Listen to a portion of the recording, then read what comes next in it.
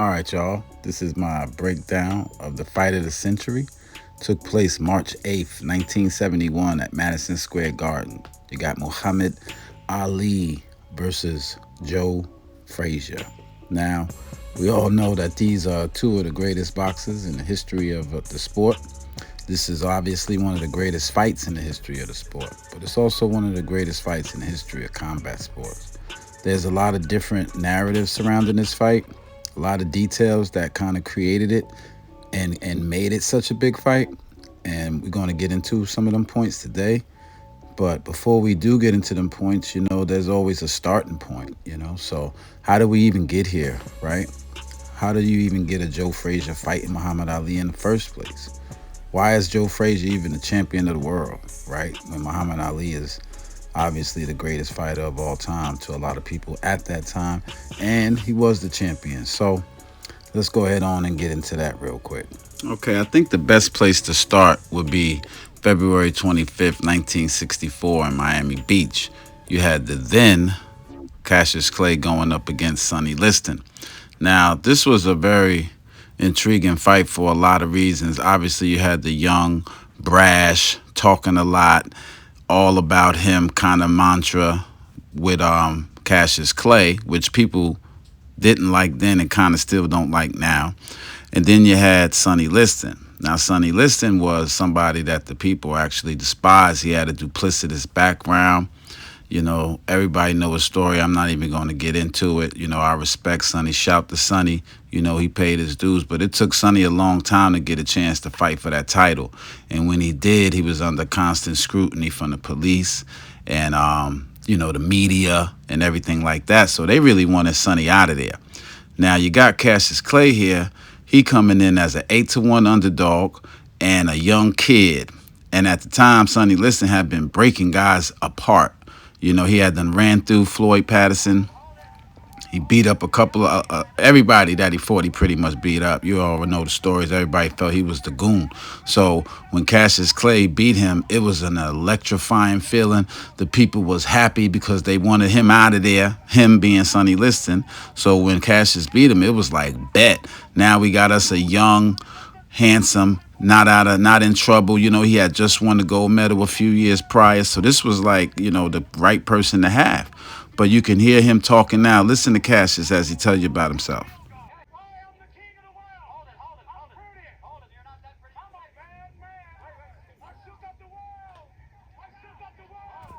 Now, it was not long after this that Cassius Clay would change his name to Muhammad Ali and join the Nation of Islam publicly. Now, the Nation of Islam was run by this man, Elijah Muhammad. Now, everybody, for those of you who don't know, Elijah Muhammad is the founder of the Nation of Islam, the self-proclaimed prophet of Allah, and he is the one who brought Islam in general to America, so to speak. So now, really quick, without getting too deep into it, the problem with the Nation of Islam, well, what people's problem was, is because the principle, it was really more like a black nationalist group more than it was a religion, in my opinion. Now, the people who were a part of it and the people who was following Elijah Muhammad, they followed strict principles. And one of the principles was that the white people were devils and they were grafted by a big-headed scientist named Yaqub, et cetera, et cetera. And so that was the biggest pushback against them, I felt. The fact that they was openly and brazenly calling white people blue-eyed devils to their face and in the 60s. And that was a big deal. And so when Muhammad Ali joined it, and here you see Malcolm X. Now, Malcolm X is the one whose sermons actually brought Muhammad Ali into the faith. So yeah, it was a real slippery slope that he was on. And now, mind you, not long after he joined, Malcolm X would be assassinated. Now, that would play a pivotal role as well because he was close to Malcolm. And he was put in a situation at 22 years old to decide whether he should go with his friend or somebody that he was being taught was the prophet of God. And so I think it was pretty clear which way he would go in that instance. However, he did say some things later on in life, as well as I believe his youngest daughter. He definitely regretted not supporting Malcolm, and we'll just leave that at that. Now, after beating Sonny Liston again, in even quicker fashion, Muhammad Ali went on a tear, okay? He would fight and win 8 fights, beating former world champ Floyd Patterson by TKO. He would beat George Chuvalo by unanimous decision. Tough dude. He would beat Henry Cooper by TKO. And Henry Cooper, as you all know, he got up off the mat. He would also beat a Brian London by KO. He went on and beat Carl Mildenberger by TKO. And he also TKO Cleveland Williams, Ernie Terrell by unanimous decision, and finally he would beat Zora Foley also by knockout. Now, Ali did all of this between May 25th, 1965 and March 22nd, 1967. Now, I bring it up really quick just to let you know how dominant he was and how much better he was than everybody else. It truly was a testament to the evolution of man because he was just bigger, faster, and stronger than everybody else. Then he had the nerve to move around a lot, which made him hard to hit. So by far, Muhammad Ali was ahead of his time in that era. It was just nothing I thought those boys could do with him around that time, which made the layoff so pivotal. Now, we're going to get into this fight. Now, this fight I thought was the most telling fight, which is why I kind of separated it. Now, you're going to hear them talking here, right?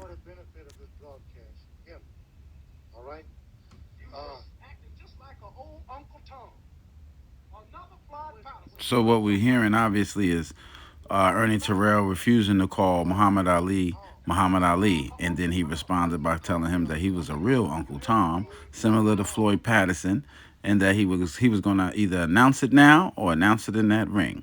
Now I bring this thing up for 2 points. For one, in all of this, it got lost. I thought that Muhammad Ali had the right to change his name to that. I mean, honestly, he had a right to change his name to that. Although Cassius Clay was his birth name, his father's name, right? A lineage thing for him. It was a slave name. It is a slave name, considering that most American blacks, we got the last names and first names of the people that enslaved us. Now, it's just the fact of what was going on. So, Muhammad Ali said, hey, man, we're going to get a different name for us. The Nation of Islam put that in, and that's why a lot of them have that X. So, I thought that was his right. Now, the second point that's really prevalent here is I thought Ernie Terrell, even though he may have been thinking he wanted to get under Muhammad Ali's skin, he wanted to make him mad, but by calling him Cassius and not calling him by the name he asked him, he played into that same narrative of the people who felt like Muhammad Ali was getting out of line.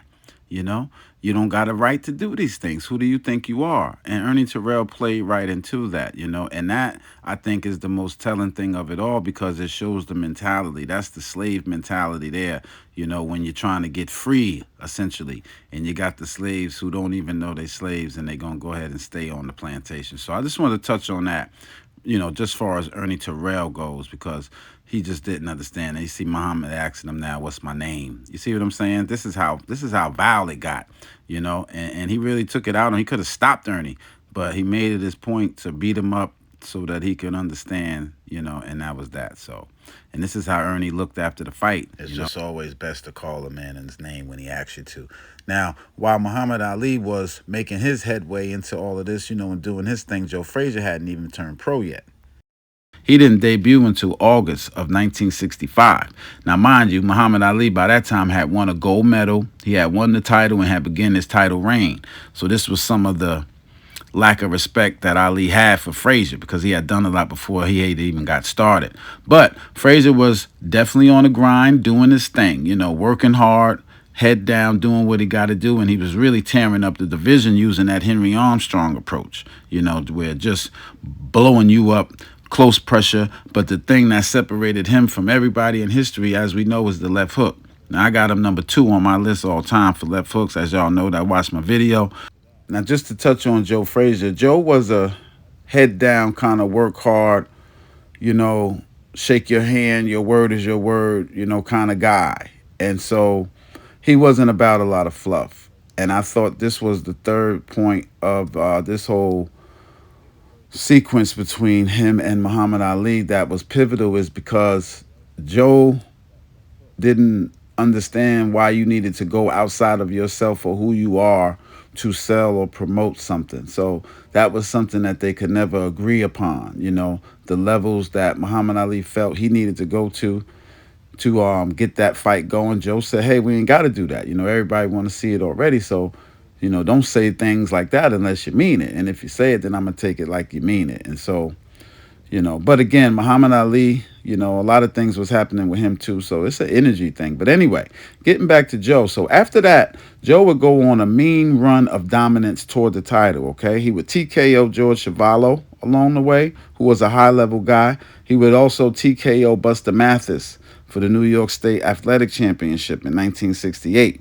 And that really did it for Joe. Now, he would defend that title 4 times before he would go ahead on and win the newly created WBA Heavyweight Championship. And that was like how Frazier had introduced himself to the world as a champion, as a fighter and then as a world champion. Now during this time, Muhammad Ali had already refused induction into the army. He had based that off his religion and stated that, it was against his religion to go overseas, and fight and kill people. So we all know the story, but it's pivotal that we bring it up because it played into the narrative and it also showed a lot of points. So the first thing was I thought this was something that created a lot of bitterness and animosity in Muhammad Ali, as I mentioned earlier. I thought that the vitriol in which people expressed themselves to him afterwards and the disdain that they showed him, it really, the same people that was patting him on the back, a lot of them, it really gave him a rigid and more even morbid kind of thought process, and kind of supported Elijah Muhammad's narrative, far as people outside of their faith being like devils and so to speak. And as you can see, Jackie Robinson had a lot to say, Joe Louis had a lot to say, and Joe Louis, he got hunted down by the government essentially to pay back money. They had him wrestling, so just crazy. But yeah, so these were all the things going on with Muhammad Ali. Now, a few years would go by and public opinion would start to sway because Vietnam was a tough war. A lot of young people died and people started to see that this was pointless and not really something that we should be doing. And Joe Frazier had a lot of empathy as well for Muhammad Ali because he didn't have to go to the war. He was married and had kids, and he didn't have to go. So he understood why Muhammad had to go, but he didn't necessarily agree. So he did offer his help to him. Now, like I was saying, public opinion had changed. People started to say, hey, man, let's stop this stuff. And in doing so, it made Muhammad Ali more of a victim and more of a hero now. It's like, hey, this guy, now we see what you stood for. So you got the civil rights movement going on. Martin Luther King and them was happening around that time, just pushing the narrative. Now by the time it got changed, Martin Luther King was not around. So, shouts to Martin. But yeah, so anyway, the narrative got changed and now people said, hey, let's get Muhammad Ali back boxing. During that time, Muhammad Ali had went to Joe Frazier, and said, hey, man, let's get this fight set up. Me and you should work, blah, blah, blah. And Joe wanted to fight Muhammad Ali. He always wanted to fight him. So he said, hey, man, I'll help you. I'll do the best I can. And there was a time when him and Butch Lewis, who was close with him at the time, Butch Lewis said that he ran into Boondini Brown, which was Muhammad Ali's best friend, one of his closest friends, and they needed money, Butch, Boondini and them, and Butch said he took Muhammad Ali to Joe Frazier. Now I'm bringing this up because it's a key point. Joe said that he put some love in Muhammad Ali's hand, right? Now in doing so, he said that when they went to drop him off, Muhammad Ali got out the car and just started going crazy on him, letting him know that he was going to kill him, he was going to get him, etc., just setting it up for the fight. And I thought that was something that should have gave Joe an idea what was getting ready to happen because, like I told y'all before, Joe was a blue-collar guy. He was not illiterate by any stretch of the imagination, but he did not understand fluff and hoopla that kind of way. So things, like I told you, that was outside of the norm that seemed, just not relevant. Joe didn't really appreciate those kind of things. And so I thought this set the tone for that in Muhammad Ali pushing that narrative. But yeah, now he's back in boxing and the loudmouth, as they like to say, is back. And lots of people felt like that. So there was a lot of pushback toward Joe as far as being the real champion. Now, even though Joe played his part and flew around, drove around to help Muhammad Ali get his license back, none of that really mattered. So once Muhammad Ali made his official debut against Jerry Quarry, uh, that was the end of public appeal kind of for Joe Frazier because Ali was back and Ali was the star in the show. And to Joe Frazier's point, this is kind of why he never, another reason why he never understood some of the lengths that Muhammad Ali went to far as promoting the fight because he just, you already a star. Everybody wants to see this. So after Muhammad Ali would dismantle Quarry, he would go on and TKO Oscar Bonavena. Okay, and now the stage was set because while he was doing that, Frazier was doing what he was supposed to do. He had done art. He got a referee stoppage against the same Corey in '69, another referee stoppage against Jimmy Ellis, and he had knocked out Big Bob Foster. So that stage was set. Now we ready to get to the fight. Now leading up into the fight, everybody knows how Muhammad Ali is, with the press conferences and everything, and so the thing with Joe is he tried to play the game along with Ali. Like he tried to do little jokes, but Joe don't got jokes. Joe ain't funny like that. So all his comebacks was really like pulling teeth almost, you know what I mean? And you can see, for those of you that ever watch it, he just got more and more uncomfortable as things got on. And as Muhammad Ali ramped up, his rhetoric, it got worse.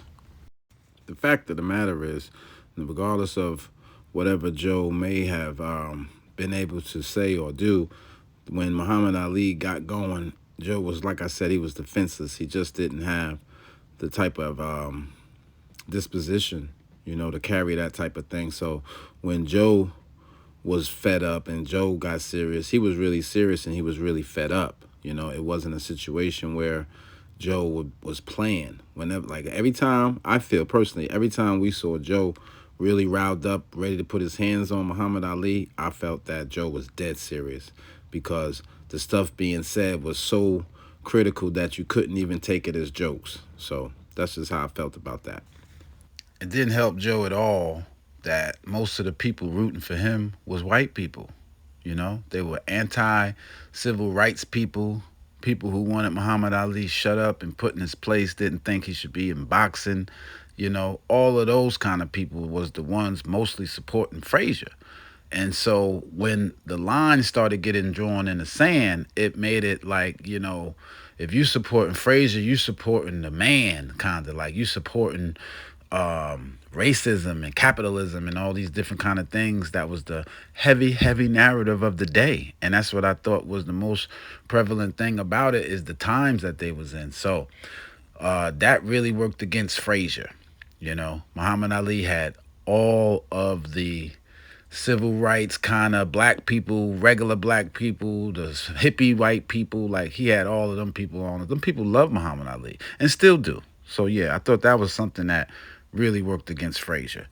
But without further ado, let's get into the fight. All right, y'all. So to this fight, man, I gotta say, it was clear how it was gonna go. I mean, the final you wasn't so sure about, but let me make these points for you so you can see what I'm saying. Now, when you watched Ali first fight Quarry, you saw when he came back that he was looking pretty sharp. He had the speed, right? But one thing you noticed was he didn't move the same. It just wasn't a lot of movement as he was fighting before, So that was the thing I noticed. And so when I watched that fight, it was like, okay, he going up against Frazier now. Now, this is my second point because I thought Muhammad Ali really underestimated Frazier. I thought that Ali believes he was just really better than Frazier, period. I thought he felt he had more skill, which he does, speed, which he does. And I thought that he felt he brought more to the table than Frazier, which he does. Now, why that didn't work is because I don't think he really understood. What he didn't understand, I felt, was my third point, and that's that he had never seen anybody like Frazier.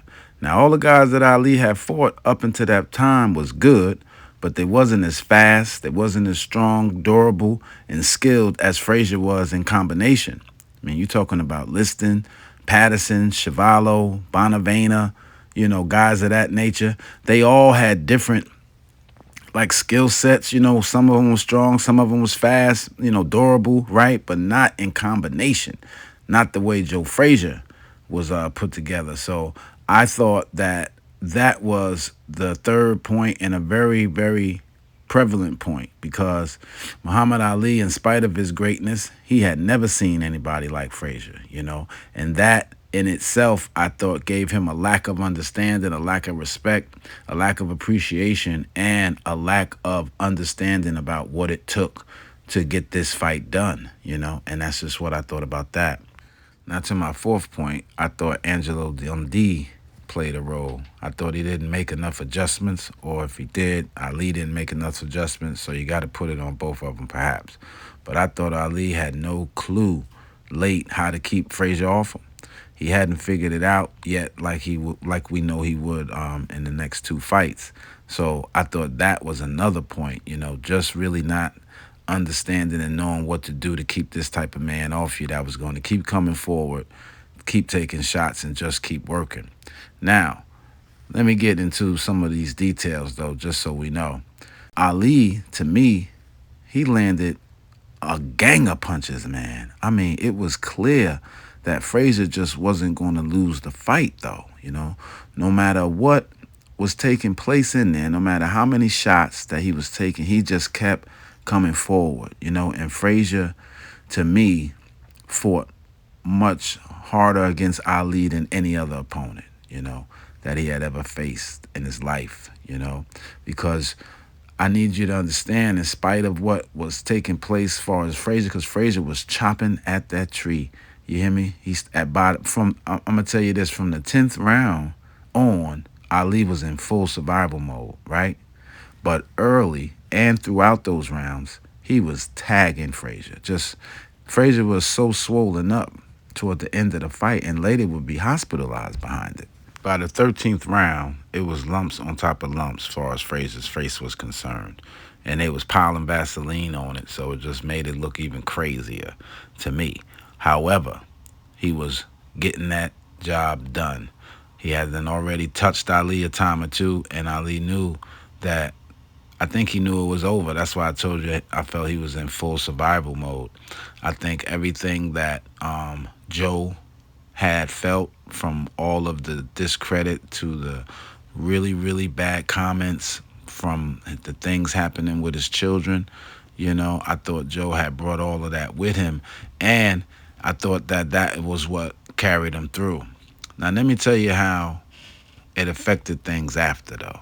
Now, we all know that Joe Frazier would win this fight, and he earned this fight. I thought he won 9 rounds out of the 15, not counting what you would give him for the knockdowns. I just gave him 9 out of the 15, and I thought he won every round from the 11th on.